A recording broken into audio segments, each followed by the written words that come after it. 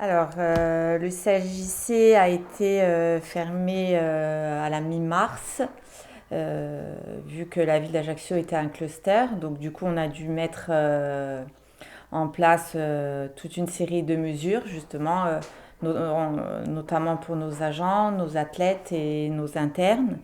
Donc une partie de nos agents étaient soit en télétravail, soit en autorisation spéciale d'absence.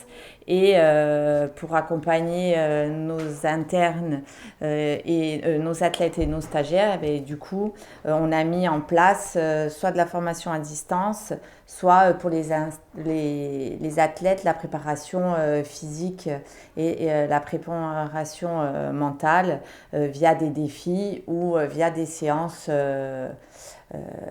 de préparation physique en visio. Ensuite est arrivée la deuxième phase à partir du 11 mai, où le CHJC a repris une activité progressive et, mais était quand même fermé au public.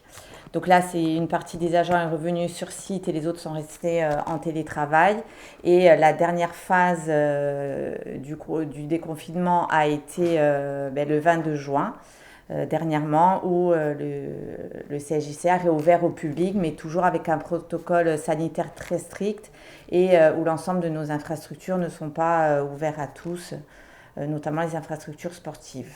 Pour compléter, nous avons produit à ce jour environ 2000 repas depuis le 4 mai pour les associations caritatives.